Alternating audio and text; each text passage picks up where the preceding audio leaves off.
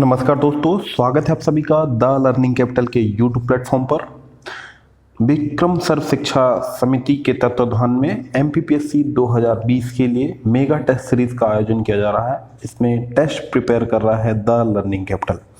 इसी संस्करण में आज टेस्ट सीरीज का चौथा पेपर, जिसमें हम डिस्कस करेंगे भारतीय संविधान एवं भारतीय अर्थव्यवस्था के प्रश्न। सभी पूरे 100 प्रश्न हैं भारतीय संविधान एवं भारतीय अर्थव्यवस्था के।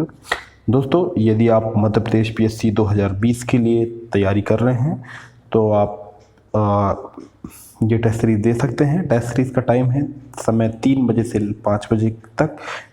MPPSC 2020 test series Telegram group के से, और शाम को 6 बजे से उसी टेस्ट का लाइव किया जाएगा हमारे यूट्यूब यानी द लर्निंग कैपिटल पे। तो चलिए शुरू करते हैं दोस्तों। आज का पहला क्वेश्चन, संविधान के व्याख्याकार और संरक्षक कौन हैं? ऑप्शन दिए गए हैं राष्ट्रपति, संसद, सर्वोच्च न्यायालय और भारत के महाधिवक्ता। दोस्तों, भारतीय संविधान के व्याख्याकार और संरक्षक कहा जाता है सुप्रीम कोर्ट को, सर्वोच्च न्यायालय को। दोस्तों, भारत में स्वतंत्र एवं एकीकृत न्यायपालिका व्यवस्था है, जिसमें सर्वोच्च न्यायालय सबसे ऊपरी पायदान पे है, उसके नीचे हाई कोर्ट तथा उसके अधीनस्थ न्यायालय कार्य करते हैं। सुप्रीम कोर्ट का विवरण भारतीय संविधान के भाग 5 में अनुच्छेद 124 से लेकर 147 तक विवरण दिया गया। और संविधान के व्याख्याकार और संरक्षक कहा जाता है सर्वोच्च न्यायालय को। सर्वोच्च न्यायालय मौलिक अधिकारों की रक्षा की गारंटी प्रदान करता है। अगला क्वेश्चन देखते हैं दोस्तों। भारत के किस राष्ट्रपति ने पूर्व में लोकसभा अध्यक्ष का पद भी संभाला है? ऑप्शंस में भारत के पूर्व राष्ट्रपति दिए गए हैं। ऑप्शंस हैं ज्ञानी जैल सिंह, वीवी गिरी, श्री नीलम संजीव रेड्डी और श्री जाकिर हुसैन। दोस्तों, ज्ञानी जैल सिंह भारत के पूर्व राष्ट्रपति रहे हैं, 8वें नंबर के राष्ट्रपति रहे हैं। वीवी गिरी 5वें राष्ट्रपति रहे हैं और जाकिर हुसैन को भारत के 4थे राष्ट्रपति होने का गौरव प्राप्त है। और नीलम संजीव रेड्डी ये 7वें नंबर के राष्ट्रपति रहे हैं, नीलम संजीव रेड्डी। और राष्ट्रपति बनने से पूर्व इन्होंने लोकसभा स्पीकर का पद भी संभाला है नीलम संजीव रेड्डी, और यह निर्विरोध राष्ट्रपति चुने गए थे नीलम संजीव रेड्डी। अगला क्वेश्चन देखते हैं दोस्तों। कौन सा अनुच्छेद सर्वोच्च न्यायालय को अभिलेख न्यायालय का स्थान प्रदान करता है? ऑप्शन दिए गए हैं अनुच्छेद 123, अनुच्छेद 124, अनुच्छेद 129, अनुच्छेद 143। दोस्तों, भारतीय संविधान का अनुच्छेद 129 सर्वोच्च न्यायालय को, सुप्रीम कोर्ट को अभिलेख न्यायालय का दर्जा प्रदान करता है। अनुच्छेद 129 के अनुसार उच्चतम न्यायालय की कार्रवाई व फैसले सार्वकालिक साक्ष्य व अभिलेख के रूप में रखे जाएंगे, जिन्हें किसी अन्य न्यायालय में चुनौती नहीं दी जा सकती है। इसी प्रकार हाई कोर्ट को अभिलेख न्यायालय का स्थान प्रदान करता है अनुच्छेद 215। आर्टिकल 123 में राष्ट्रपति को अध्यादेश की शक्ति प्रदान है। और 124 में सुप्रीम कोर्ट का गठन, स्थापना तथा गठन अनुच्छेद का विवरण अनुच्छेद 143 में दिया गया है। और 143 में अनुच्छेद 143 में राष्ट्रपति सुप्रीम कोर्ट से सलाह ले सकते हैं। सुप्रीम कोर्ट से सलाह अनुच्छेद 143 में इसका विवरण दिया गया है। अनुच्छेद 129 में यह बात भी कही गई है दोस्तों कि सर्वोच्च न्यायालय अवमानना के लिए दंड भी दे सकता है। ये अनुच्छेद 29 में अभी बात कही गई है। अगला क्वेश्चन देखते हैं दोस्तों। निम्न में से किसे हटाने का प्रावधान संविधान में नहीं है? ऑप्शन दिए गए हैं उपराष्ट्रपति, राष्ट्रपति, राज्यपाल और अटॉर्नी जनरल। तो दोस्तों, भारतीय संविधान में राष्ट्रपति, उपराष्ट्रपति तथा गवर्नर को हटाने का प्रावधान दिया गया है, जबकि अटॉर्नी जनरल जो जो होते हैं न्यायवादी, इसकी व्यवस्था भारतीय संविधान के अनुच्छेद 76 में की गई है। और अटॉर्नी जनरल को राष्ट्रपति नियुक्त करते हैं और ना ही इनका कार्यकाल नियत होता है और ना ही इनका पारिश्रमिक तय होता है। राष्ट्रपति के तदनुसार यह कार्य करते हैं और इनका पारिश्रमिक तय किया जाता है और इन्हें संविधान में हटाने का कोई प्रावधान नहीं है। यह जब चाहे राष्ट्रपति ने हटा सकते हैं। इस प्रश्न का सही उत्तर दोस्तों ऑप्शन डी अटॉर्नी जनरल। अगला क्वेश्चन है, सर्वोच्च न्यायालय में न्यायाधीश नियुक्त होने के लिए व्यक्ति को कम से कम कितने वर्ष हाई कोर्ट्स का एडवोकेट होना चाहिए? ऑप्शन दिए गए हैं 20 वर्ष, 10 वर्ष, 8 वर्ष और 25 वर्ष। दोस्तों आप जान लेते हैं सर्वोच्च न्यायालय में, सुप्रीम कोर्ट्स में जज नियुक्त होने के लिए क्या क्या क्वालिफिकेशन चाहिए। तो पहली क्वालिफिकेशन जो होती है वह भारत का नागरिक हो, भारत का सिटीजन हो। दूसरा, उसने हाई कोर्ट में मिनिमम 5 ईयर जज के रूप में कार्य किया हो, जज के रूप में 5 साल कार्य किया हो, या हाई कोर्ट या अन्य न्यायालय में मिनिमम 10 साल प्रैक्टिस की हो, विधिवेत्ता रहा हो मिनिमम 10 साल। यानी इस प्रश्न का सही उत्तर दोस्तों ऑप्शन बी 10 वर्ष। तथा या राष्ट्रपति के मत में वह प्रखर न्यायवादी होना चाहिए। ये सर्वोच्च न्यायालय में न्यायाधीश नियुक्त होने के लिए प्रमुख शर्तें होती हैं। अगला क्वेश्चन देखिए दोस्तों, भारत के किस संघ शासित क्षेत्र का अपना उच्च न्यायालय है? ऑप्शन दिए गए हैं लक्षद्वीप, चंडीगढ़, दिल्ली और पौंडीचेरी। दोस्तों लक्षद्वीप केरल हाईकोर्ट के अंतर्गत आते हैं।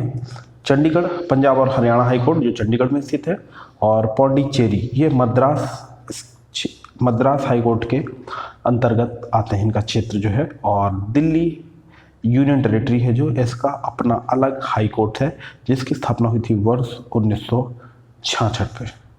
दोस्तों आपको बता दें कि देश में अब तक 25 हाई कोर्ट स्थापित किए जा चुके हैं और वर्ष 2019 में देश का 25वां हाई कोर्ट स्थापित किया गया है आंध्र प्रदेश की राजधानी अमरावती में। अगला क्वेश्चन देखते हैं दोस्तों, किसी भी विधेयक को धन विधेयक होने का अंतिम निर्णय कौन देता है? दोस्तों धन विधेयक का विवरण भारतीय संविधान के अनुच्छेद 110 में दिया गया है और यह कोई विधेयक धन विधेयक है या नहीं इसका अंतिम निर्णय लोकसभा स्पीकर करता है। लोकसभा अध्यक्ष यह निर्णय करता है कि कोई विधेयक धन विधेयक है या नहीं। अगला क्वेश्चन देखिए दोस्तों, सर्वोच्च न्यायालय के न्यायाधीशों को उसके पद से केवल किन प्रमाणित आधारों पर हटाया जा सकता है? ऑप्शन दिए गए हैं कदाचार, असमर्थता और उपयुक्त दोनों इनमें से कोई नहीं। दोस्तों सुप्रीम कोर्ट के न्यायाधीशों को राष्ट्रपति के आदेश पर हटाया जा सकता है। यह आदेश को संसद के दोनों सदनों में विशेष बहुमत से पारित होना चाहिए।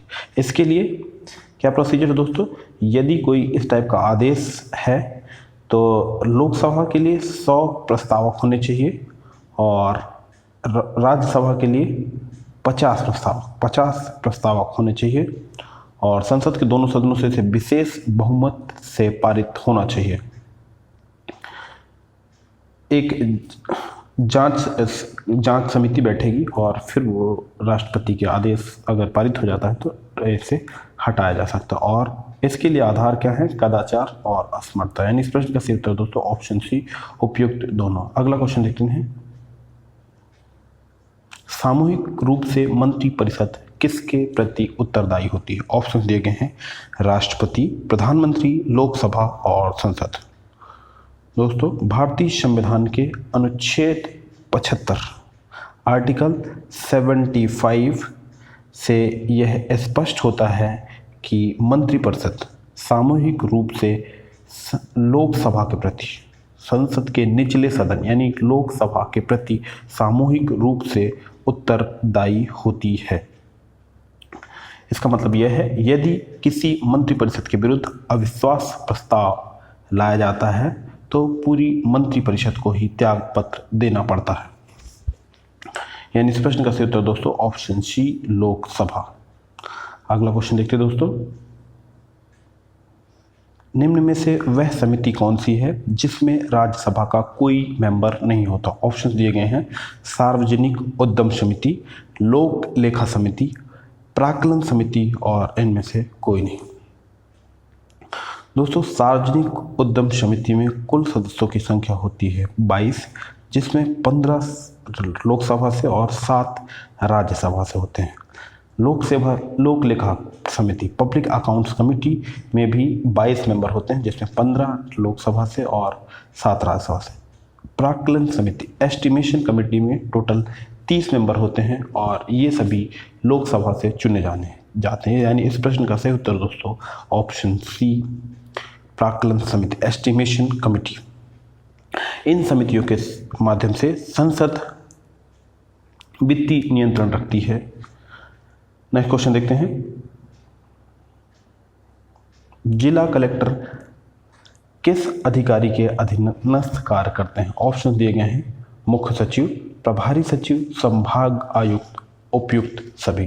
तो दोस्तों जिला कलेक्टर जो होते हैं वो कार्य करते हैं संभाग आयुक्त, कमिश्नर के अंतर्गत अधीनस्थ कार्य करते हैं जिला कलेक्टर। जिले का सबसे बड़ा अधिकारी होता है कलेक्टर, जो संभाग आयुक्त संभाग में होता है और संभाग आयुक्त कमिश्नर के अंतर्गत सभी कलेक्टर कार्य करते हैं। अगला क्वेश्चन देखिए दोस्तों, भारत के केंद्रीय स्तर पर लेखांकन तथा लेखा परीक्षण किसके अधिकार क्षेत्र में आता है। ऑप्शन दिए गए हैं नियंत्रक एवं महालेखा परीक्षक, अनुमान समिति, लोक लेखा समिति और उपायुक्त, सभी।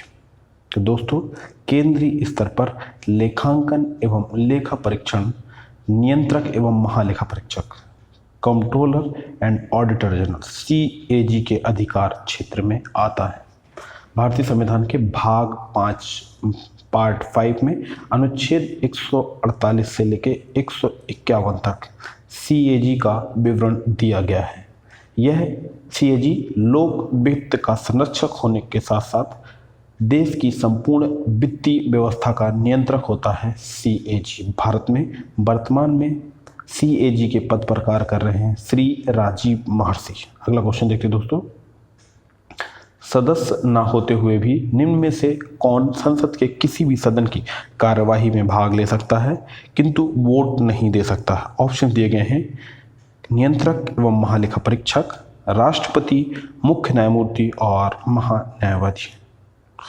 दोस्तों महान्यायवादी अटॉर्नी जनरल जो कि प्रमुख विधि अधिकारी होता है, यह संसद की कार्रवाई में हिस्सा ले सकता है परंतु वोट नहीं दे सकता है और उसे यह शक्ति प्रदान की गई है आर्टिकल 88 के द्वारा, अनुच्छेद 88 के द्वारा अटॉर्नी जनरल महान्यायवादी संसद की कार्रवाई में भाग ले सकता है। अगला क्वेश्चन देखते हैं दोस्तों, प्रधानमंत्री का पद ग्रहण करने के समय विधानसभा के सदस्य थे।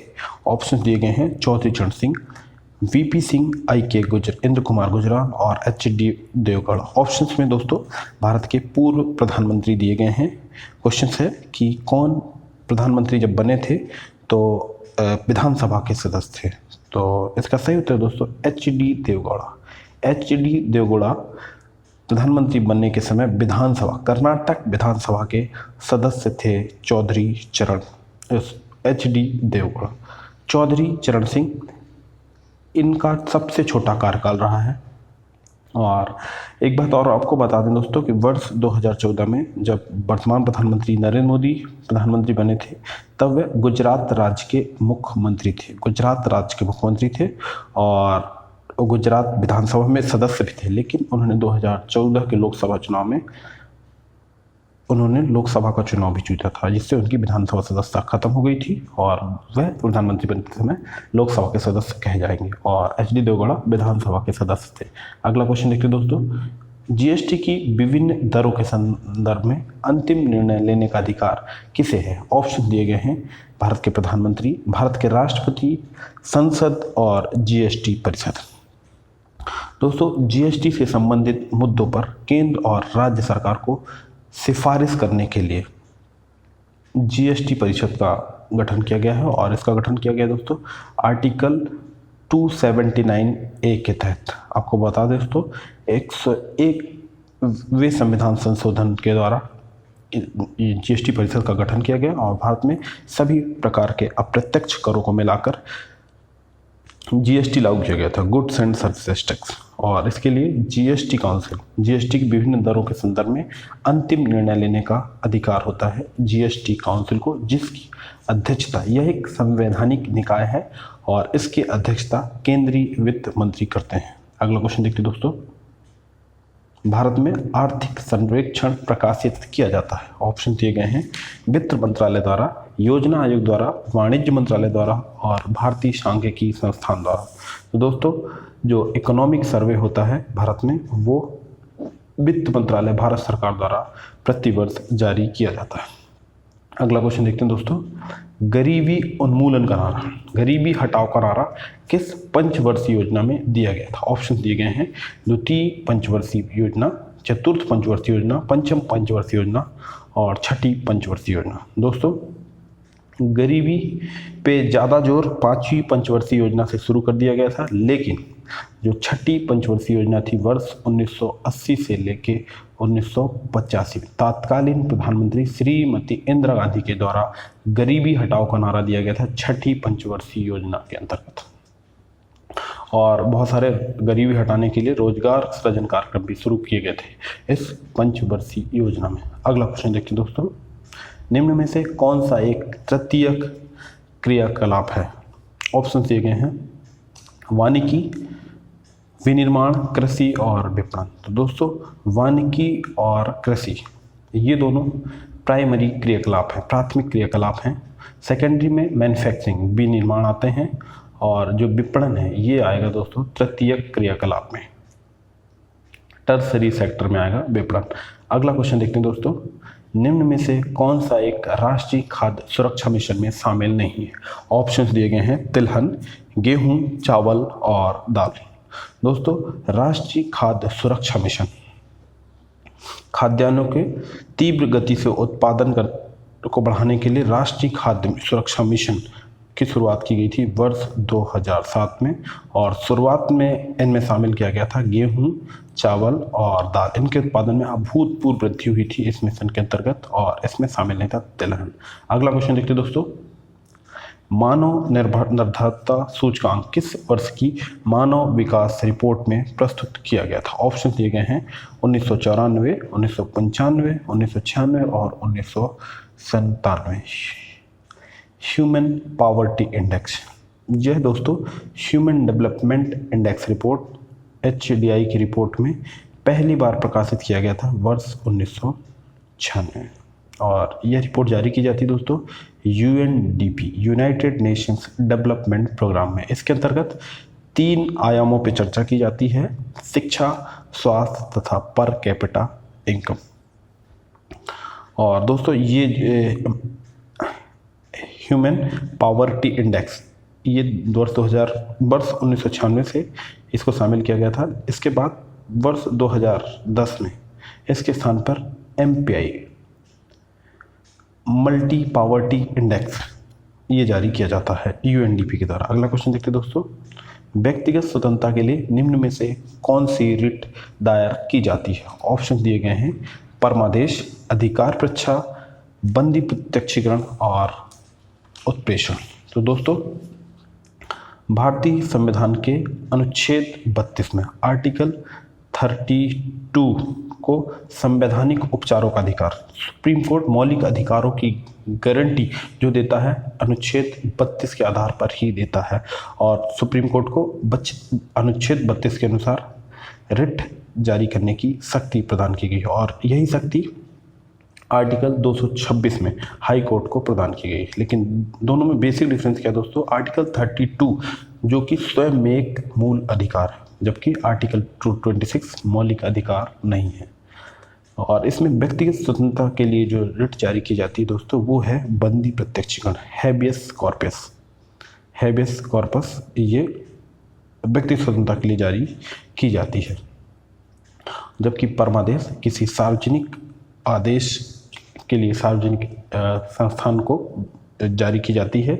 अधिकार परीक्षा उससे अधिकार पूछा जाता है कि कौन सा संस्थान किस अधिकार से, और उत्प्रेषण न्यायालयों को, उच्च न्यायालयों को अपने अधीनस्थ न्यायालय की कार्रवाई को अपने पास भेजने के लिए उत्प्रेषण की कार्रवाई की जाती है। अगला क्वेश्चन देखते हैं दोस्तों। 6 वर्ष की आयु से 14 वर्ष की आयु के बीच के सभी बच्चों को शिक्षा का अधिकार किस के अंतर्गत प्रदान किया गया? ऑप्शन दिए गए हैं। राज्य के नीति निदेशक तत्व, संवैधानिक अधिकार, मूल अधिकार और उपरोक्त सभी। तो दोस्तों 6 वर्ष से 14 वर्ष की आयु, 6 से लेकर 14 वर्ष तक की आयु के सभी बच्चों को शिक्षा के अधिकार को मौलिक अधिकार बना दिया गया है आर्टिकल 21A के तहत। 21A के तहत 6 वर्ष से 14 वर्ष के सभी बच्चों को शिक्षा प्रदान की जाएगी और इसे बना दिया गया है मूल अधिकार। 86वें संविधान संशोधन 2002, 86 कॉन्स्टिट्यूशन अमेंडमेंट 2002 के तहत अनुच्छेद आर्टिकल 45 में यही बात कही गई थी, जो कि नीति निदेशक तत्वों के अंतर्गत आते थे और यह न्यायोचित नहीं थे। 86वें संविधान संशोधन के द्वारा अनुच्छेद 45 को आर्टिकल 20A, जिसे शिक्षा का अधिकार प्रदान किया गया, इस पर लाया गया और अनुच्छेद 45 की भाषा में थोड़ा सा परिवर्तन किया गया और एक 42वें संविधान संशोधन 1900 और इसी संविधान संशोधन के द्वारा जो मूल कर्तव्य जोड़े गए थे 42वें संविधान संशोधन के द्वारा, उसमें सभी बच्चों के लिए शिक्षा के लिए मूल कर्तव्य भी जोड़ा गया। और यानी इस प्रश्न का सही उत्तर दोस्तों ऑप्शन सी, फंडामेंटल राइट्स, मूल अधिकार। अगला क्वेश्चन देखते हैं दोस्तों। मौलिक अधिकारों का निलंबन कौन कर सकता है? ऑप्शन दिए गए हैं। प्रधानमंत्री, संसद, राष्ट्रपति, सर्वोच्च न्यायालय। दोस्तों अनुच्छेद 359 के अंतर्गत, आर्टिकल 359 के अंतर्गत यदि आपातकाल की उद्घोषणा की जाती है तो राष्ट्रपति, भारत के राष्ट्रपति अनुच्छेद 20 और 21 को छोड़कर, आर्टिकल 20 और 21 को छोड़कर मौलिक अधिकारों का निलंबन कर सकते हैं। दोस्तों असल बात यह है कि इस टाइम पे मौलिक अधिकारों का निलंबन नहीं होता, लेकिन इनके जो उपचार होते हैं, मतलब न्यायालय जाने का अधिकार होता है, वो नहीं होता है। मौलिक अधिकार तो जीवित रहते हैं। यानी निलंबन कौन कर सकता है? भारत के राष्ट्रपति। यानी इस प्रश्न का सही उत्तर दोस्तों ऑप्शन सी। अगला क्वेश्चन देखिए दोस्तों। 1976 में 42वें संविधान संशोधन द्वारा नागरिकों को लिए कितने मौलिक कर्तव्य जोड़े गए? दोस्तों स्वर्ण सिंह समिति की सिफारिशों के आधार पर 42वें संविधान संशोधन 1976 में स्वर्ण सिंह कमेटी की सिफारिश के आधार पर संविधान के में एक भाग 4A जोड़ा गया और अनुच्छेद 51A जोड़ा गया और 51A से लेके 51A से लेके K तक, यानी कुल मिला के 11 मौलिक कर्तव्य, फंडामेंटल ड्यूटीज जोड़े गए हैं 42वें संविधान संशोधन द्वारा। और जो यह प्रेरणा ली गई है, यह हमें रूस के संविधान से ली गई है। अगला क्वेश्चन देखते हैं दोस्तों। भारतीय संविधान का प्राधिकार स्रोत क्या है? ऑप्शन दिए गए हैं। राष्ट्रपति, भारत के लोग, सर्वोच्च न्यायालय और सरकार। दोस्तों अगर हम भारतीय संविधान की प्रस्तावना पढ़ें तो वहाँ से स्पष्ट होता है कि जो भारतीय संविधान को शक्ति प्राप्त होती है वह प्राप्त होती है भारत के लोग से। We the people of India, हम भारत के लोग, यानी भारतीय संविधान को जो शक्ति प्रदान होती है वो होती है ऑप्शन सी भी, भारत के लोगों के द्वारा। जो वास्तविक शक्ति है भारत के लोगों में निहित है। अगला क्वेश्चन देखते हैं दोस्तों। चेलैया समिति का संबंध निम्न में से किससे है? ऑप्शन दिए गए हैं। प्रत्यक्ष एवं अप्रत्यक्ष कर प्रणाली में सुधार, बैंकिंग प्रणाली में सुधार, आयात निर्यात नीति और इनमें से कोई नहीं। तो दोस्तों चेलैया समिति का संबंध है प्रत्यक्ष एवं अप्रत्यक्ष कर प्रणाली में सुधार, direct and indirect tax reform से संबंधित है चेलैया समिति, चेलैया कमेटी का संबंध। अगला क्वेश्चन देखते हैं दोस्तों। दास कैपिटल किसकी पुस्तक है? ऑप्शन दिए गए हैं। Adam Smith, Karl Marx, Gunnar Myrdal और जोसेफ स्टालिन। तो दोस्तों दास कैपिटल पुस्तक लिखी गई है कार्ल मार्क्स के द्वारा। दुनिया में मार्क्सवाद के प्रणेता कार्ल मार्क्स की प्रसिद्ध पुस्तक है दास कैपिटल। एडम स्मिथ इन्हें अर्थशास्त्र का जनक कहा जाता है, एडम स्मिथ को। और इनकी एक प्रसिद्ध पुस्तक है दोस्तों वेल्थ ऑफ नेशन। अगला क्वेश्चन देखते हैं दोस्तों, सुंदर राजन कमेटी का संबंध निम्न में से किससे है? ऑप्शन दिए गए हैं पेट्रोलियम, शिक्षा, लघु उद्योग और विद्युत।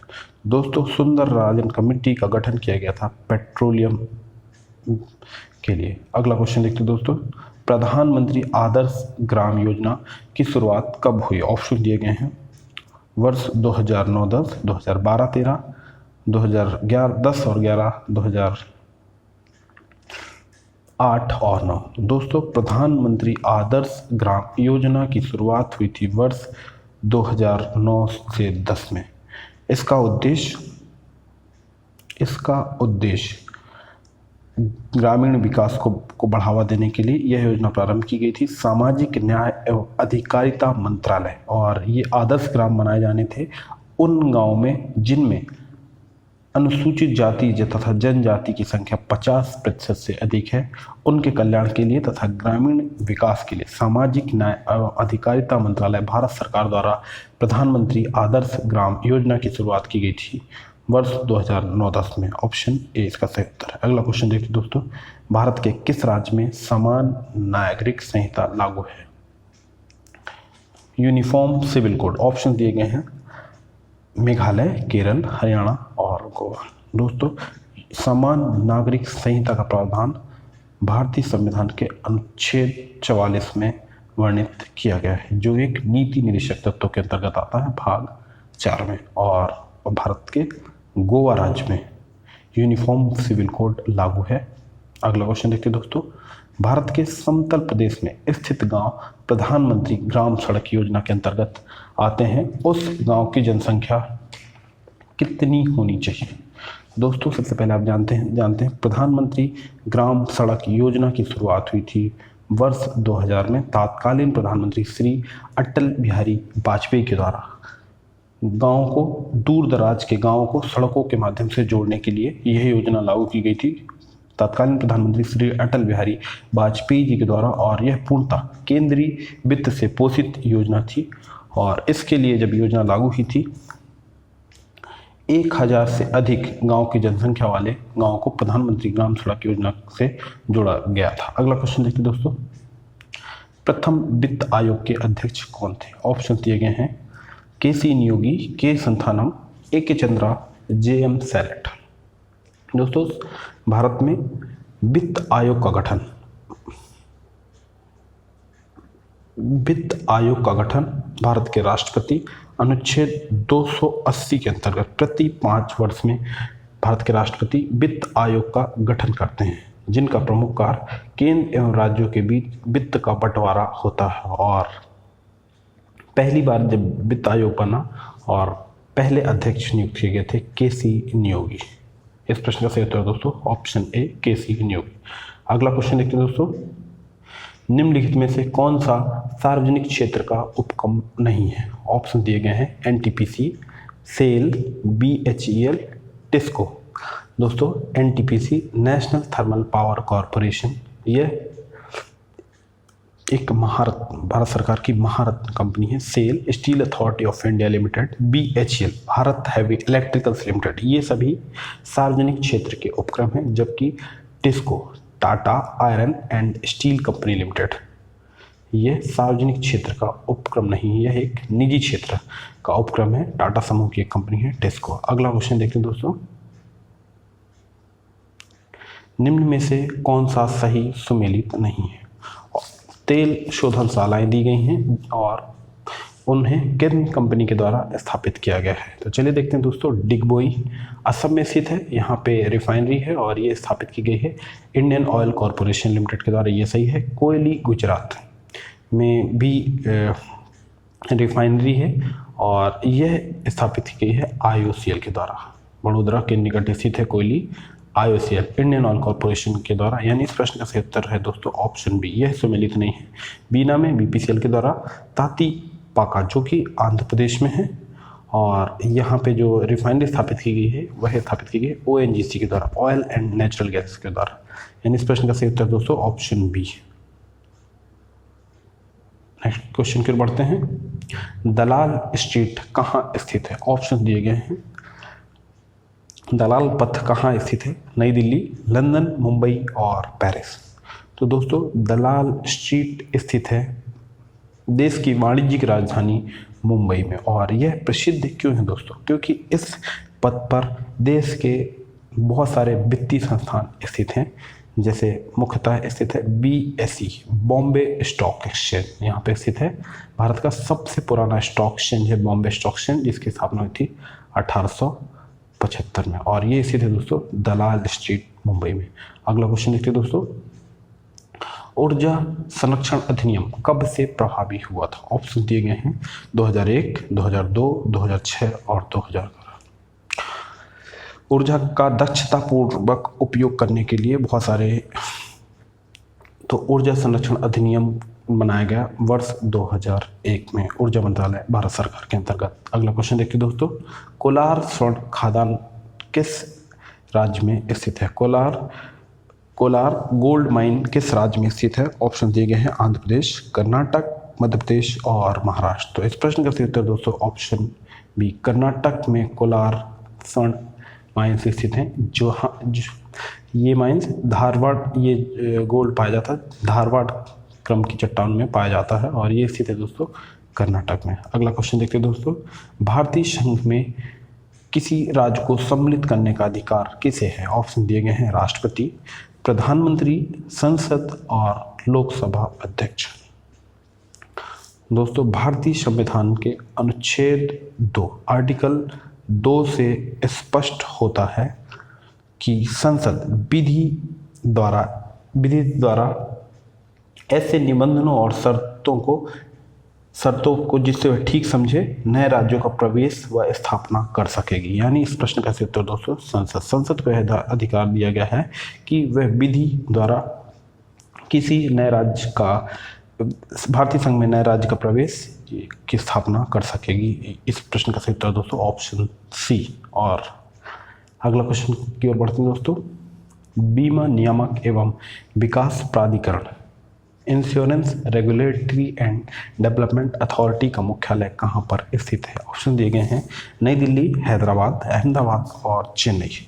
दोस्तों IRDA, insurance regulatory development authority act 1919 के तहत बीमा नियामक एवं विकास प्राधिकरण की स्थापना की गई।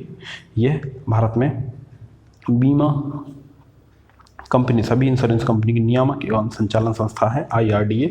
इसका हेडक्वार्टर है हैदराबाद में, और वर्तमान में IRDA के जो चेयरमैन हैं सुभाष चंद्र खूटिया। यह एक वैधानिक निकाय है IRDA। अगला क्वेश्चन देखते हैं दोस्तों। राष्ट्रीय कृषि एवं ग्रामीण विकास बैंक की स्थापना किस पंचवर्षीय योजना अवधि में की गई थी? NABARD, national banking for agriculture and rural development bank, राष्ट्रीय कृषि एवं ग्रामीण बैंक की स्थापना हुई थी दोस्तों 12 जुलाई 1982 को।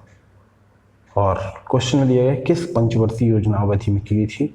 दोस्तों इस समय चल रही थी 1980 से लेकर 1985 तक छठी पंचवर्षीय योजना के अंतर्गत इस वित्तीय संस्थान की स्थापना की गई थी, और इसका हेडक्वार्टर है मुंबई में। अगला क्वेश्चन देखिए दोस्तों। निम्न में से कौन सा बैंक भारत का केंद्रीय बैंक है? ऑप्शन दिए गए हैं state bank of India, bank of India, union bank of India और रिजर्व बैंक ऑफ इंडिया। दोस्तों state bank of India Bharat का सार्वजनिक क्षेत्र का सबसे बड़ा बैंक है। इसकी स्थापना हुई थी 1 जुलाई 1955 को, और इसका हेडक्वार्टर है मुंबई में। रजनीश कुमार वर्तमान में SBI के चेयरमैन हैं, जबकि भारत का सेंट्रल बैंक है RBI। इसका सही उत्तर दोस्तों रिजर्व बैंक ऑफ इंडिया। इसकी स्थापना हुई थी 1 अप्रैल 1935 को पहले इसका हेडक्वार्टर था दोस्तों कलकत्ता में, वर्तमान में इसका हेडक्वार्टर है मुंबई में। वर्तमान में आरबीआई के गवर्नर हैं श्री शक्तिकांत दास आरबीआई के गवर्नर हैं। भारत की मौद्रिक एवं साख नीति बनाने के लिए जिम्मेदार है भारत का central bank reserve bank of India. अगला क्वेश्चन देखते हैं दोस्तों, ऐसी अर्थव्यवस्था को क्या कहते हैं जिसका शेष विश्व से कोई संबंध नहीं होता। ऑप्शन दिए गए हैं, समाजवादी अर्थव्यवस्था, समृद्ध या बंद अर्थव्यवस्था, मुक्त अर्थव्यवस्था या मिश्रित अर्थव्यवस्था। तो ऐसी अर्थव्यवस्था जिसका शेष विश्व से कोई संबंध नहीं होता उसे समृद्ध या बंद अर्थव्यवस्था कहा जाता है। इस प्रश्न का सही उत्तर दोस्तों ऑप्शन बी। अगले क्वेश्चन की ओर बढ़ते हैं। पंचायत चुनाव के लिए उम्मीदवारों की न्यूनतम आयु कितनी होनी चाहिए। ऑप्शन दिए गए हैं 18 वर्ष, 20 वर्ष, 21 वर्ष और 30 वर्ष।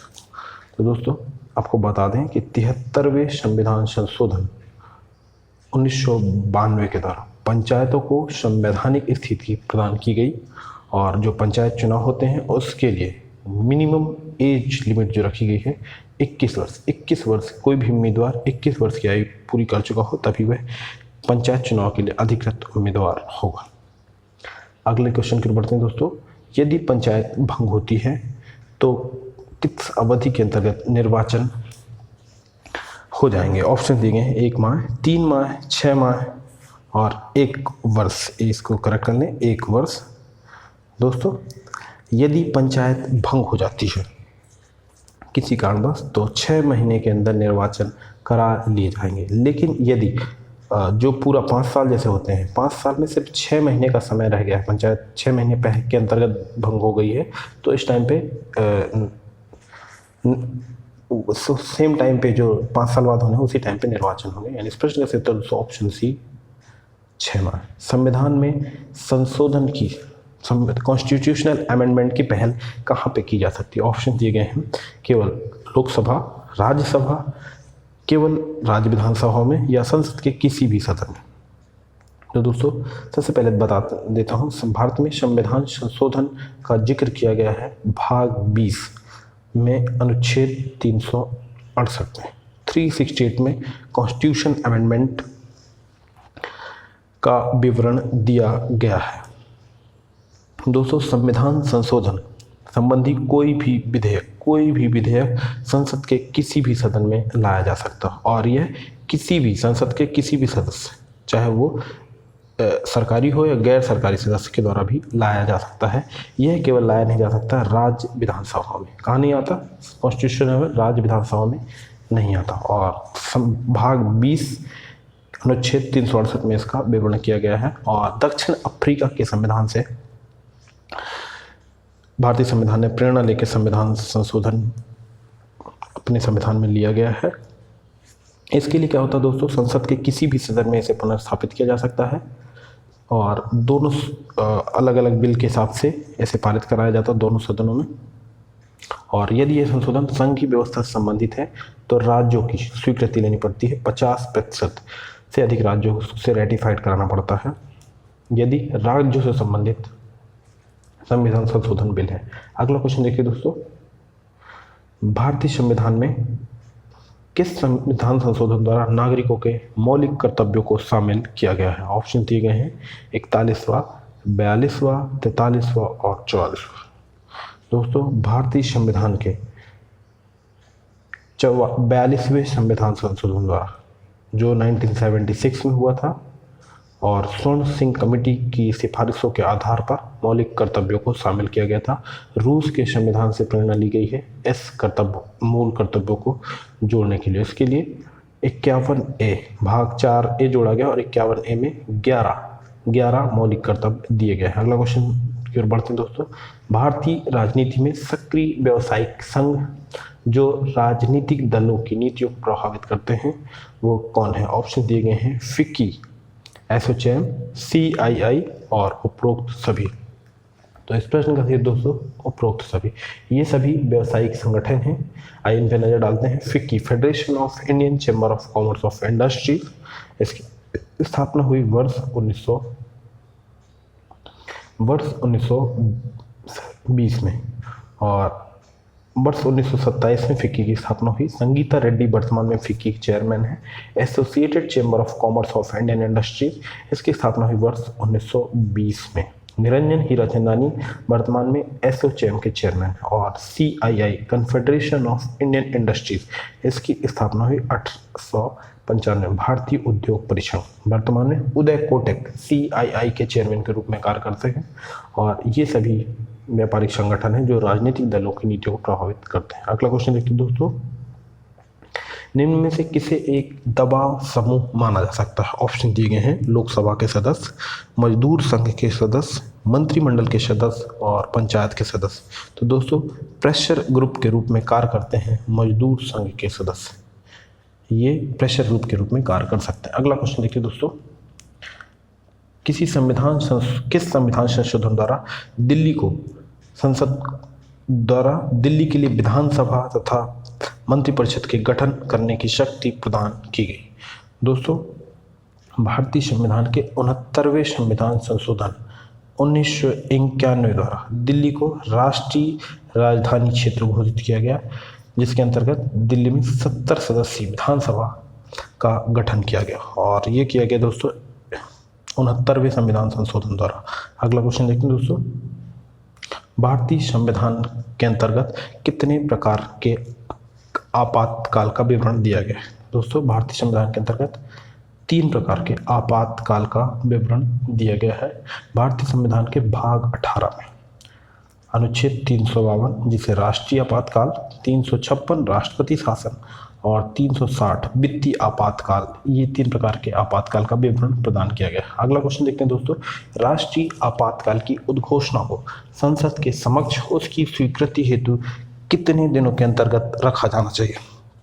दोस्तों यदि देश में राष्ट्रीय आपातकाल की उद्घोषणा की जाती है तो भारतीय संविधान के अनुच्छेद 52 के द्वारा, तो उसकी स्वीकृति हेतु इसे 1 महीने के अंदर संसद के पटल पे रखा जाना आवश्यक होगा और इसे दोनों सदनों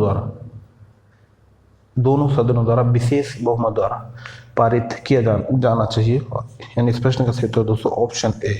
अगला क्वेश्चन देखते हैं दोस्तों, राज्य में आपातकाल के समय राज्य का शासन किसके हाथ में रहता है? ऑप्शन दिए गए हैं, राष्ट्रपति, मुख्यमंत्री, प्रधानमंत्री और मुख्य न्यायाधीश।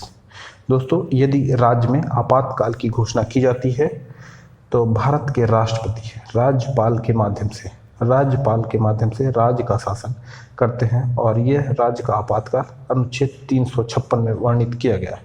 अगला क्वेश्चन है, दल बदल निरोधक कानून किस संविधान संशोधन विधेयक से संबंधित है? दोस्तों दल बदल निरोधक कानून भारतीय संविधान के 52वें संविधान संशोधन के द्वारा वर्ष 1985 में यह संशोधन लाया गया और इस संशोधन के तहत संविधान में 10वीं अनुसूची जोड़ी गई, 10th शेड्यूल जोड़ी गई, जिसमें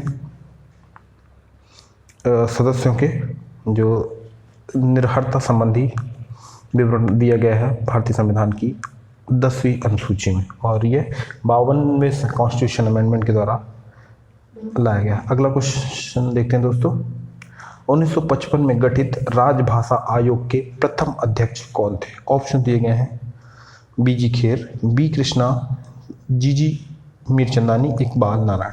दोस्तों 1955 में राजभाषा आयोग का गठन किया गया था BG खेर के नेतृत्व में। यह हिंदी के विकास के लिए ये आयोग का गठन किया गया था।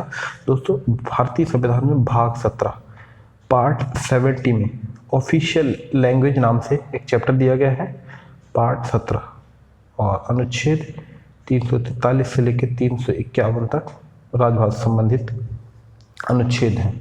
अगला क्वेश्चन देखते हैं दोस्तों, शिक्षा को किस संविधान संशोधन द्वारा राज्य सूची से हटाकर संवर्ती सूची में शामिल किया गया? ऑप्शन दिए गए हैं 40वां, 42वां, 44वां और इनमें से कोई नहीं। दोस्तों 42वां संविधान संशोधन 1976 के द्वारा शिक्षा जो विषय था उसे राज्य सूची से हटाकर संवर्ती सूची में शामिल कर दिया गया। दोस्तों इन सूची से संबंधित भारतीय संविधान में 7वीं अनुसूची है 7th शेड्यूल, जिसमें विधायी विषयों को बंटवारा किया गया है, संघ सूची, राज्य सूची और समवर्ती सूची। अगला क्वेश्चन देखिए दोस्तों, भारत एक है राज्य संघ राज्य, राज्यों का संघ, प्रांतों का संघ और एक राज्य इकाई। दोस्तों यदि हम भारतीय संविधान का अनुच्छेद 1 पढ़ें आर्टिकल फर्स्ट, तो इससे ज्ञात होता है, इससे दो चीज़ें ज्ञात होती है। इंडिया यानी भारत राज्यों का संघ होगा, यानी इससे भारत के दो ऑफिशियल नाम स्पष्ट होते हैं।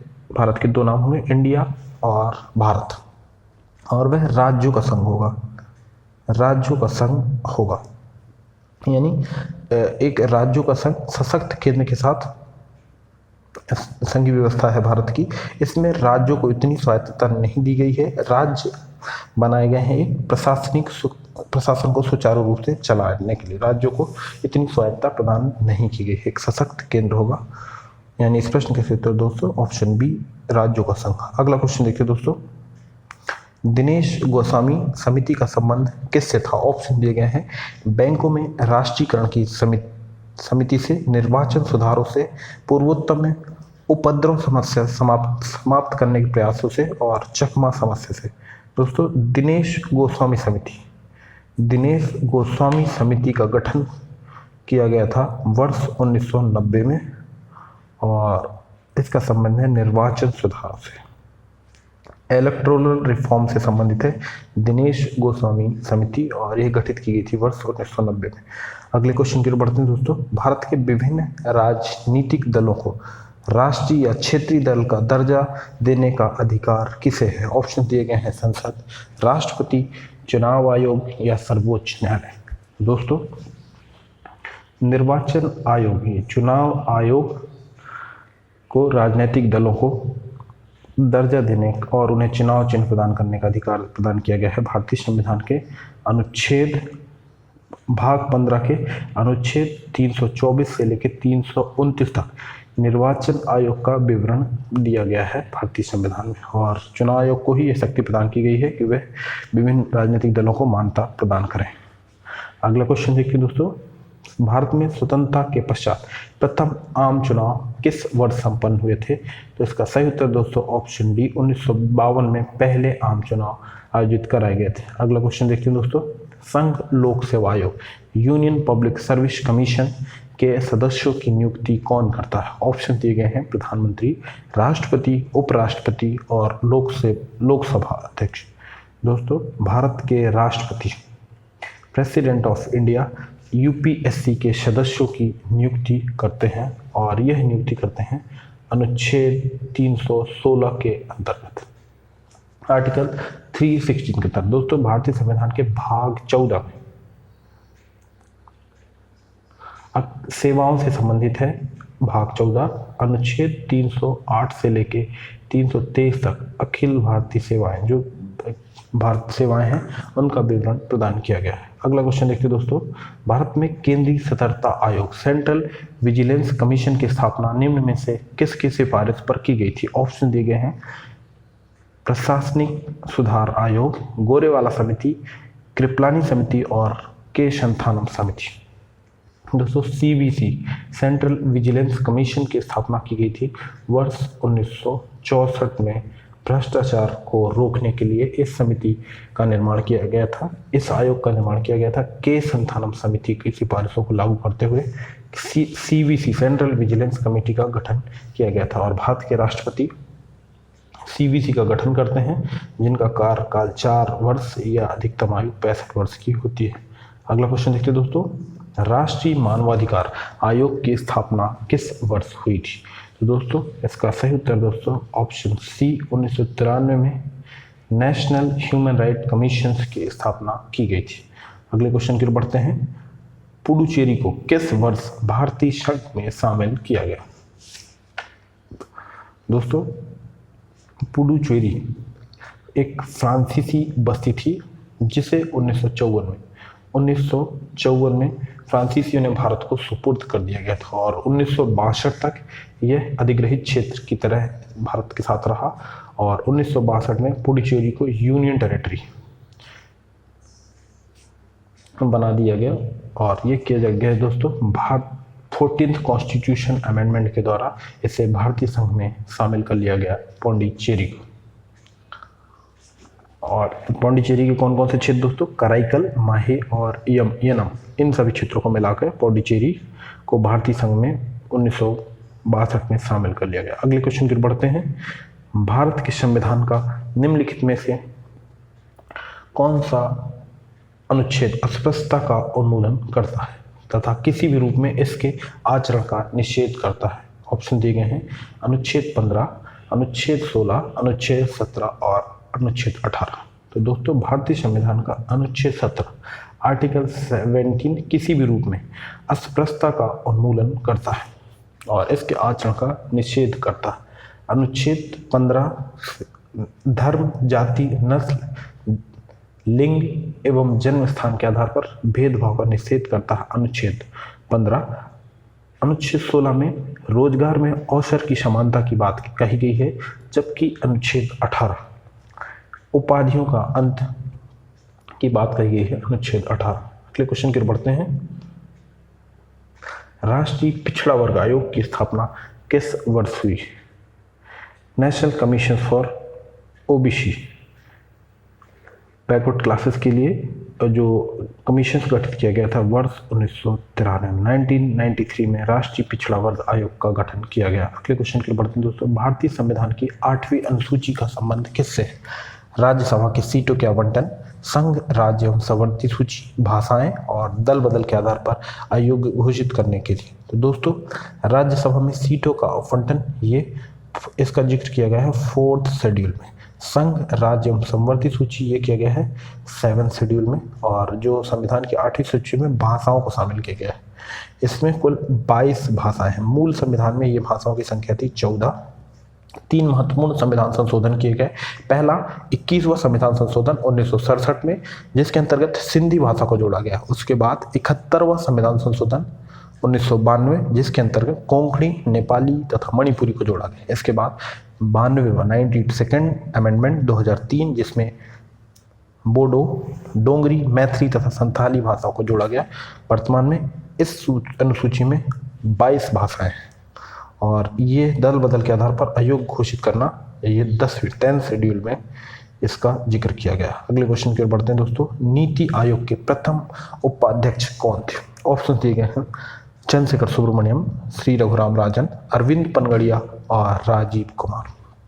दोस्तों NITI Aayog national institute of transforming India की स्थापना की गई वर्ष 2014 में और ये इसकी स्थापना की गई योजना आयोग के स्थान पर, प्लानिंग कमीशन के स्थान पर नीति आयोग की स्थापना की गई। यह एक थिंक टैंक की भूमिका की तरह कार्य करता है तथा योजना निर्माण में सलाह के लिए सलाहदात्री संस्था है नीति आयोग। इसके अध्यक्ष होते हैं भारत के प्रधानमंत्री, जो कि पदेन अध्यक्ष होते हैं और प्रथम उपाध्यक्ष बनाए गए थे अरविंद पनगड़िया, जबकि वर्तमान में इसके उपाध्यक्ष के रूप में कार्य करते हैं श्री राजीव कुमार। अगले क्वेश्चन की ओर बढ़ते हैं।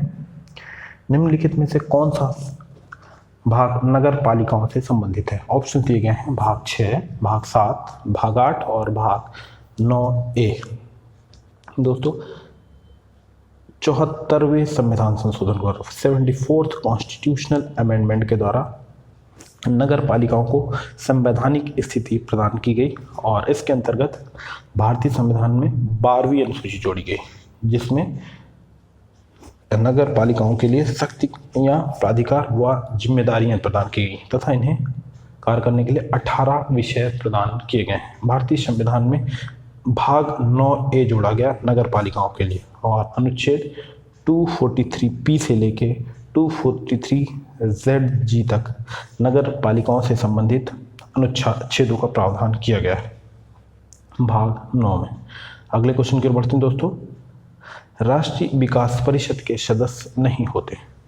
दोस्तों राष्ट्रीय विकास परिषद की स्थापना की गई थी 6 अगस्त 1952 को, 6 अगस्त 1952 को और इसमें शामिल होते हैं संघ मंत्रिमंडल के समस्त सदस्य, केंद्रीय प्रदेशों के प्रशासक, समस्त राज्यों के मुख्यमंत्री और इसमें शामिल नहीं होते दोस्तों राज्यों के राज्यपाल। राज्यपाल नेशनल डेवलपमेंट काउंसिल में शामिल नहीं होते। अगले क्वेश्चन की ओर बढ़ते हैं। भारतीय संविधान में संघवाद किस देश से लिया गया है? ऑप्शन दिए गए हैं यूएई, यूएसए, ऑस्ट्रेलिया और कनाडा। दोस्तों संघवाद जो भारत में लिया गया है वो कनाडा के संविधान से लिया गया है। कनाडा के संविधान से अपशिष्ट शक्तियां केंद्र के पास और एक सशक्त केंद्र ये सभी लिए गए हैं कनाडा के संविधान से, जबकि यूएसए के संविधान से लिया गया है दोस्तों फंडामेंटल राइट्स, न्यायपालिका की स्वतंत्रता, जुडिशियल रिव्यू तथा राष्ट्रपति का इम्पीचमेंट, ये सभी अमेरिका के संविधान से लिया गया। ऑस्ट्रेलिया के संविधान से समवर्ती सूची, वाणिज्य एवं समागम की स्वतंत्रता तथा संयुक्त संसद की संयुक्त बैठक का प्रावधान ऑस्ट्रेलिया के संविधान से लिया गया। अगले क्वेश्चन की ओर बढ़ते हैं दोस्तों।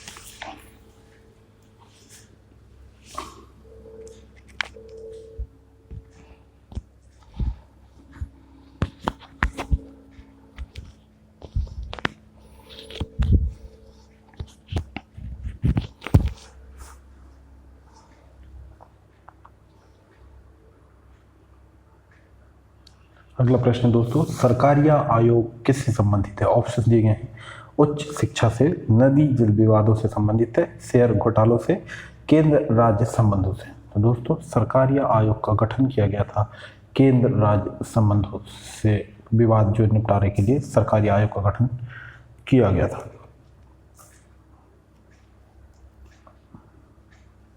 अगले क्वेश्चन की ओर बढ़ते हैं दोस्तों, निम्न में से कौन भारतीय संविधान की प्रारूप समिति के सदस्य नहीं थे? ऑप्शन दिए गए हैं, गोपाला स्वामी अयंगार, अल्लादी कृष्ण स्वामी अय्यर, बी आर अम्बेडकर और डॉक्टर राजेंद्र प्रसाद। दोस्तों आपको बता दें, संविधान निर्माण की जिम्मेदारी दी गई थी प्रारूप समिति को और इसका गठन किया गया था 29 अगस्त 1947 को, 29 अगस्त 1947 को गठन किया गया था। इस समिति के अध्यक्ष बनाए गए थे श्री बी आर अम्बेडकर। इसके अतिरिक्त एन गोपाल स्वामी अयंगर, अल्लादी कृष्ण स्वामी अय्यर, के एम मुंशी, सैयद मोहम्मद सादुल्ला, एन माधवराव तथा टी टी कृष्णाचार्य, ये सभी इस समिति के सदस्य थे और इस समिति में शामिल नहीं थे doctor Rajendra Prasad. Next question देखिए दोस्तों, राष्ट्रीय ग्रामीण रोजगार गारंटी कार्यक्रम के अंतर्गत एक दिन में कितने दिन के लिए रोजगार की गारंटी दी जाती है? दोस्तों राष्ट्रीय ग्रामीण रोजगार गारंटी कार्यक्रम, जिसे नरेगा भी कहा जाता है, इसकी स्थापना हुई थी 2 अक्टूबर 2006 को। यह एक्ट जो लागू किया गया था 2006 को और इसके नाम में परिवर्तन किया गया 2 अक्टूबर 2009 को और इसे बना दिया गया Mahatma Gandhi national rural employment guarantee act मनरेगा। यह योजना पंचायत एवं ग्रामीण मंत्रालय भारत सरकार के अंतर्गत संचालित है और यह ग्रामीण विकास एवं रोजगार सृजन के मामले में यह योजना मील का पत्थर शामिल हुई है और इस योजना के अंतर्गत 100 दिन गारंटी रोजगार के लिए गारंटी दी जाती है, एक वर्ष में 100 दिन। अगले क्वेश्चन की ओर पढ़ते हैं, लिखित संविधान की अवधारणा ने सर्वप्रथम कहाँ जन्म लिया? ऑप्शन दिए गए हैं, संयुक्त राज्य अमेरिका, फ्रांस, ब्रिटेन और स्विट्जरलैंड। तो दोस्तों लिखित संविधान की अवधारणा सर्वप्रथम संयुक्त राज्य अमेरिका में जन्म लिया और भारतीय संविधान भी लिखित संविधान है जो कि अमेरिका के संविधान से प्रेरित है। लिखित संविधान से तात्पर्य यह है दोस्तों कि ऐसा संविधान जिसमें संविधान सर्वोपरि हो, सर्वोच्च स्थान पर संविधान हो, इस पे कोई अन्य शक्ति कार्य ना करे, सर्वोच्च संविधान ही से तात्पर्य लिखित संविधान है और भारत का संविधान एक लिखित संविधान है। अगले क्वेश्चन की ओर बढ़ते हैं, भारत सरकार ने नीति आयोग की स्थापना निम्न में से किसके स्थान पर की है? दोस्तों NITI Aayog national institute of transforming India की स्थापना की गई वर्ष 2014 में। पॉलिसी निर्माण में सहायक होता है ये और इसकी स्थापना की गई योजना आयोग प्लानिंग कमीशन को खत्म करके नीति आयोग का गठन किया गया है वर्ष 2014 में। अगले क्वेश्चन पर बढ़ते हैं, संविधान सभा के गठन की मांग सर्वप्रथम 1895 में किसके द्वारा प्रस्तुत की गई थी?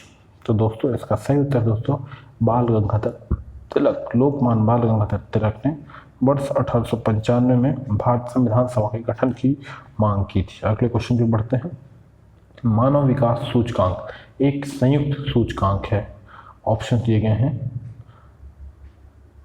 पोषण संबंधी स्थिति, जीवन की गुणवत्ता एवं प्रति व्यक्ति, सकल घरेलू उत्पाद, निर्धनता, जीवन प्रत्याशा एवं शैक्षिक उपलब्धि, जीवन प्रत्याशा, शैक्षिक उपलब्धि एवं प्रति व्यक्ति सकल घरेलू उत्पाद, मुद्रास्फीति, बेरोजगारी एवं प्रति व्यक्ति घरेलू उत्पाद। दोस्तों ह्यूमन डेवलपमेंट इंडेक्स यह प्रति वर्ष जारी किया जाता है। जारी किसके लिए दिया जाता है दोस्तों? यूनाइटेड नेशंस डेवलपमेंट प्रोग्राम के द्वारा, संयुक्त राष्ट्र विकास कार्यक्रम के द्वारा। इसमें मुख्यतः 3 आयाम को लिया जाता है जिसमें है जीवन प्रत्याशा, शैक्षिक उपलब्धि एवं प्रति व्यक्ति सरल घरेलू उत्पाद। इस प्रश्न का उत्तर दोस्तों ऑप्शन सी, वर्ष 2019 में जो इंडेक्स जारी किया गया HDI ह्यूमन डेवलपमेंट इंडेक्स, इसमें भारत को 129वां 129वां स्थान प्राप्त हुआ। 129th प्लेस भारत को प्राप्त हुआ है। दोस्तों इस सूचकांक में 0 से लेकर 10 तक अंक प्रदान किए जाते हैं। भारत को लास्ट ईयर 0.647 अंक प्रदान किए गए हैं मानव विकास सूचकांक में। अगले क्वेश्चन की ओर बढ़ते हैं। निम्न में से किस अधिनियम ने केंद्र में द्वैध शासन प्रणाली को स्थापित किया? ऑप्शन दिए गए हैं। भारत शासन अधिनियम, भारत शासन अधिनियम 1919, भारत परिषद अधिनियम 1909 और भारत परिषद अधिनियम 1892। दोस्तों प्रांतों में द्वैध शासन लागू किया गया था भारत शासन अधिनियम 1919 के द्वारा, और इसे समाप्त कर वर्ष 1935 में केंद्र में द्वैध शासन प्रणाली की शुरुआत की गई थी भारत शासन अधिनियम 1935 के द्वारा। अगले क्वेश्चन की ओर बढ़ते हैं। जिस बाजार से ऋण के रूप में धन प्राप्त किया जा सकता है उसे क्या कहते हैं? ऑप्शन दिए गए हैं। आरक्षित बाजार, संस्थागत बाजार, मुद्रा बाजार और विनिमय बाजार। तो दोस्तों इस प्रकार के बाजार को कहा जाता है मुद्रा बाजार, मनी मार्केट। अगला क्वेश्चन है, वर्तमान समय में देश में राष्ट्रीय दलों की कुल संख्या कितनी है? तो दोस्तों वर्तमान समय में कुल राष्ट्रीय दल हैं 7 राष्ट्रीय दल हैं। इन राष्ट्रीय दलों में शामिल हैं दोस्तों Indian national Congress, Bharatiya Janata party, राष्ट्रवादी कांग्रेस पार्टी, बहुजन समाज पार्टी, मार्क्सवादी कम्युनिस्ट पार्टी ऑफ इंडिया और टीएमसी तृणमूल कांग्रेस। ये 7 दल हैं, यानी कुल राष्ट्रीय दल हैं 7, और इन्हें राष्ट्रीय या क्षेत्रीय दलों का दर्जा कौन प्रदान करता है दोस्तों? निर्वाचन आयोग। अगले क्वेश्चन की ओर बढ़ते हैं। संविधान के किस अनुच्छेद में न्यायपालिका का कार्यपालिका से पृथक्करण का उल्लेख किया गया है? ऑप्शन दिए गए हैं। अनुच्छेद 45, अनुच्छेद 46, अनुच्छेद 50, अनुच्छेद 58।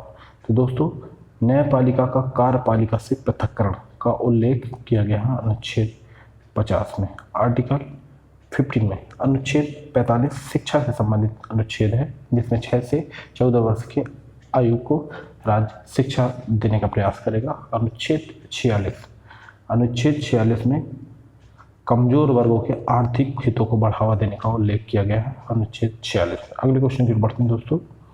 भारत के राष्ट्रपति निर्वाचित होने से पूर्व निम्न में से कौन उपराष्ट्रपति नहीं रहे हैं? ऑप्शन दिए गए हैं। Doctor Sarvepalli Radhakrishnan, doctor Zakir Husain, Shri V Giri और श्री ज्ञानी जैल सिंह। दोस्तों डॉक्टर सर्वपल्ली राधाकृष्णन भारत के पहले उपराष्ट्रपति रहे हैं। जाकिर हुसैन भी राष्ट्रपति बनने से पूर्व उपराष्ट्रपति रहे हैं। वी गिरी भी, यह भी उपराष्ट्रपति पद पे आसीन रहे हैं। जबकि ज्ञानी जैल सिंह कभी भी उपराष्ट्रपति नहीं रहे हैं और ये राष्ट्रपति रहे हैं ज्ञानी जैल सिंह। अगले क्वेश्चन की ओर बढ़ते हैं। प्रच्छन्न बेरोजगारी को किस और नाम से भी जाना जाता है? तो दोस्तों ऑप्शन दिए गए हैं। अल्प रोजगार, संघर्ष संबंधित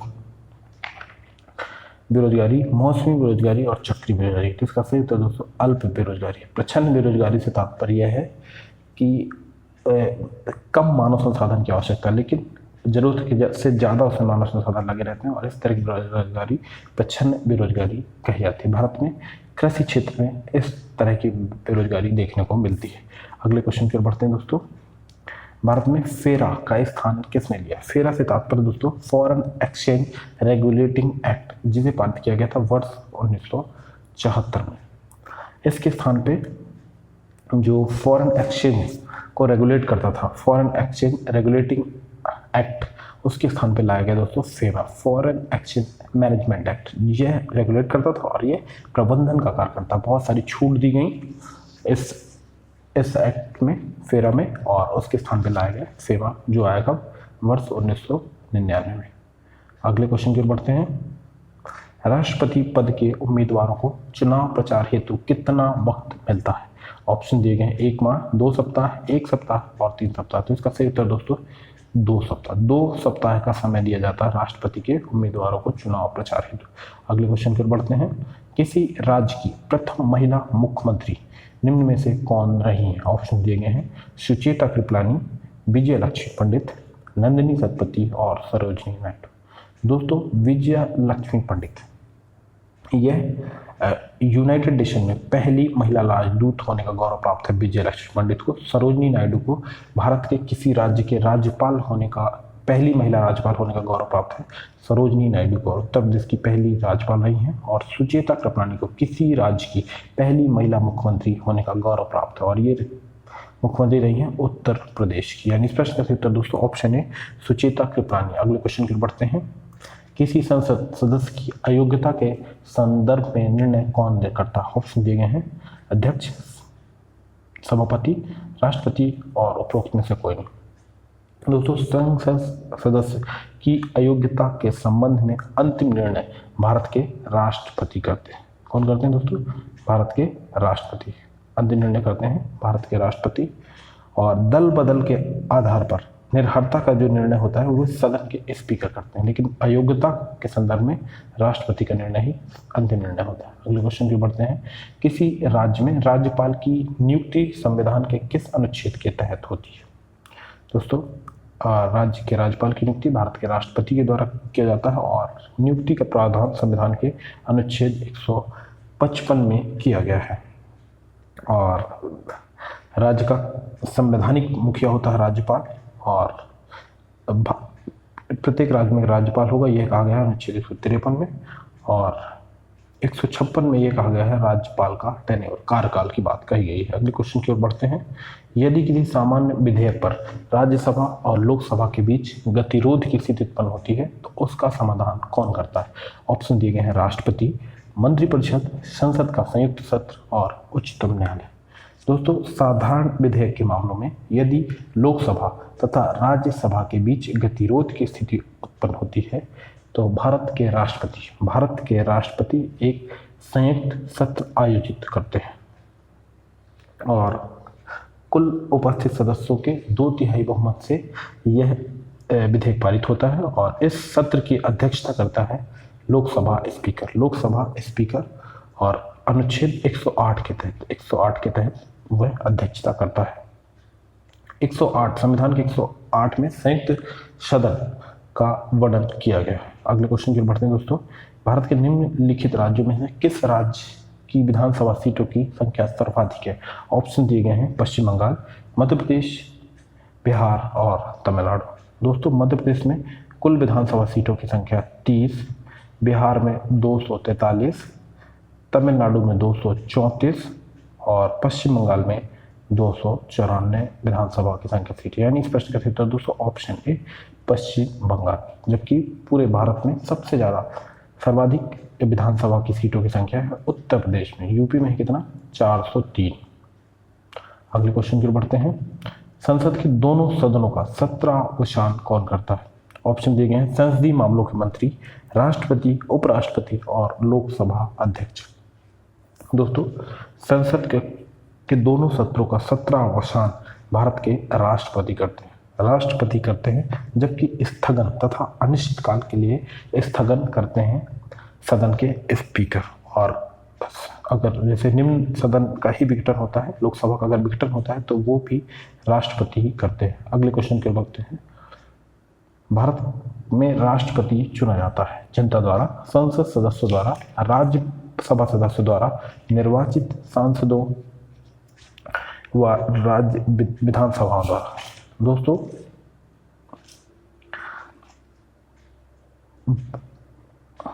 राष्ट्रपति, भारत में राष्ट्रपति का चुनाव अप्रत्यक्ष चुनाव होता है, और इसका चुनाव आनुपातिक प्रतिनिधित्व के अनुसार एकल संक्रमणी पद्धति द्वारा गुप्त मतदान से होता है। और इसमें शामिल होते हैं, इसमें संसद के दोनों सदनों के निर्वाचित सदस्य। कौन शामिल होते हैं दोस्तों? दोनों सदनों के निर्वाचित सदस्य और राज्य विधानसभाओं के निर्वाचित सदस्य, ना कि नामित सदस्य। सिर्फ होते हैं निर्वाचित सदस्य लोकसभा, राज्यसभा और जो राज्य की विधानसभाएं हैं, और यूटी जो है विधानसभा वाली यूनियन टेरिटरी जैसे दिल्ली और पौंडीचेरी, यहाँ के निर्वाचित सदस्य राष्ट्रपति के चुनाव में भाग लेते हैं। और इसमें विधायक और सांसदों का मत मूल निकाला जाता है, और कुल वैध मतों का एक निश्चित भाग प्राप्त करना होता है राष्ट्रपति निर्वाचन हेतु। अनुच्छेद 155 में राष्ट्रपति के चुनाव की प्रक्रिया दी गई है। अगले क्वेश्चन की ओर बढ़ते हैं। संविधान के उल्लंघन के लिए राष्ट्रपति के विरुद्ध अभियोग की कार्रवाई किसमें शुरू की जाती है? दोस्तों, महाभियोग जो इम्पीचमेंट होता है राष्ट्रपति का, वो संविधान के उल्लंघन के कारण राष्ट्रपति विरुद्ध महाभियोग चलाया जा सकता है और यह संसद के किसी भी सदन में लाया जा सकता है, लेकिन इसके लिए राष्ट्रपति जो आसीन राष्ट्रपति उन्हें 14 दिन पहले पूर्व सूचना देनी पड़ती है। इसके लिए एक संकल्प पत्र जिसमें जिस सदन में लाया जाता है उस सदन के 1/4 सदस्य के हस्ताक्षर होने चाहिए और उस सदन में 2/3 बहुमत से पारित होना चाहिए। यह एक अर्ध न्यायिक प्रक्रिया है जिसमें एक न्यायिक जांच समिति होती है, जिसमें राष्ट्रपति अगर वह दोषी पाती है तो यह एक सदन से दूसरे सदन में यह विधेयक जाता है और अगर संकल्प पारित हो जाता है तो राष्ट्रपति उस दिन से अपना पद राष्ट्रपति का पद चला जाता है। और यह इम्पीचमेंट जो राष्ट्रपति का दिया है अनुच्छेद 61 में, आर्टिकल 61 में इसकी प्रक्रिया दी गई है। अगले क्वेश्चन की ओर बढ़ते हैं दोस्तों। भारत में पंचायती राज की त्रिस्तरीय व्यवस्था अनुमोदन किस समिति के द्वारा किया गया था? ऑप्शन दिए गए हैं बलवंत राय मेहता समिति, अशोक मेहता समिति, हनुमंत राव समिति और GVK समिति। दोस्तों, बलवंत राव मेहता ने पंचायती राज ये समिति बनी थी 1957 में और इसी समिति के अनुमोदन पर पंचायती राज में त्रिस्तरीय व्यवस्था की गई है। अगले क्वेश्चन की बढ़ते हैं। राज्य के द्विवार्षिक चुनाव की अधिसूचना कौन जारी करता है? ऑप्शन दिए गए हैं राज्यसभा का सभापति, राष्ट्रपति, निर्वाचन आयोग और प्रधानमंत्री। तो दोस्तों, इस प्रश्न का सही उत्तर है निर्वाचन आयोग, जो प्रत्येक 2 वर्ष में 1/3 सदस्य सेवा मुक्त होते हैं और जो चुनाव होते हैं इसकी अधिसूचना जारी करता है इलेक्शन कमीशन। अगले क्वेश्चन पे बढ़ते हैं। संसदीय तंत्र में वह व्यक्ति प्रधानमंत्री चुना जाता है जो निम्न सदन का नेता होता है। ऑप्शन दिए गए हैं उच्च सदन, निम्न सदन, उच्च सदन और निम्न सदन में अल्प। तो दोस्तों, प्रधानमंत्री निम्न सदन में यानी लोकसभा में बहुमत दल का नेता होता, भले वह उस सदन का सदस्य हो या ना हो, लेकिन उस सदन में बहुमत दल का नेता चुना जाता है, वही व्यक्ति होता है प्रधानमंत्री। दोस्तों, भारत में प्रधानमंत्री के पास वास्तविक शक्तियां निहित होती हैं। लोकसभा में बहुमत प्राप्त दल के नेता को ये राष्ट्रपति प्रधानमंत्री नियुक्त करते हैं। अगले क्वेश्चन की बढ़ते हैं। राष्ट्रपति द्वारा लोकसभा में आंग्ल भारतीय समुदाय के 2 सदस्यों को किस अनुच्छेद के अंतर्गत मनोनीत किया जाता है? दोस्तों, यदि लोकसभा में आंग्ल भारतीय समुदाय के सदस्यों का पर्याप्त प्रतिनिधित्व न हो तो राष्ट्रपति अनुच्छेद 331 के तहत 2 आंग्ल भारतीय व्यक्तियों को लोकसभा में नॉमिनेट कर सकते हैं, जबकि अनुच्छेद 330 लोकसभा में SC तथा ST के लिए आरक्षण से संबंधित है। अनुच्छेद 333 राज्य विधानसभा में आंग्ल भारतीयों के प्रतिनिधित्व से संबंधित अनुच्छेद है तथा अनुच्छेद 335 कुछ सेवाओं में आंग्ल भारतीय समुदाय के लिए विशेष उपबंध का प्रावधान करता है। अगले क्वेश्चन की ओर बढ़ते हैं। निम्न में से कौन सा सही सुमेलित नहीं है? एक तरफ दिए गए राज्य और उनसे संबंधित राज्यसभा सीटें। दोस्तों, उड़ीसा में 10 राज्यसभा सीटें हैं, सही है। तमिलनाडु में 18, महाराष्ट्र में 19 और आंध्र प्रदेश में 18, ये गलत है। आंध्र प्रदेश में सीटों की संख्या दोस्तों 11, यानी इस प्रश्न का सही उत्तर दोस्तों ऑप्शन है। अगले क्वेश्चन की ओर बढ़ते हैं। लोकसभा में अनुसूचित जाति के लिए रिजर्व स्थानों की संख्या कितनी है? तो इसका सही उत्तर दोस्तों 84 है। SC के लिए 84 सीटें लोकसभा में रिजर्व हैं, जबकि ST के लिए 47 सीट्स रिजर्व है। अगले क्वेश्चन की ओर बढ़ते हैं। भारत में उच्च न्यायालय के प्रधान न्यायाधीश हाई कोर्ट की चीफ जस्टिस के पद पर आसीन सर्वप्रथम महिला कौन सी है? तो दोस्तों, इस प्रश्न का सही उत्तर है लीला सेठ। पहली किसी भी हाई कोर्ट के चीफ जस्टिस के पद पर नियुक्त होने वाली पहली महिला है लीला सेठ। दोस्तों, आज का वीडियो आपको कैसा लगा? कमेंट बॉक्स पर जाकर अपने अमूल्य सुझाव अवश्य दें। यदि आपने चैनल को अभी तक सब्सक्राइब नहीं किया तो चैनल को शीघ्र ही सब्सक्राइब कर लें तथा आने वाले समस्त वीडियो से अपडेट रहने के लिए बेल आइकन को दबाएं। धन्यवाद।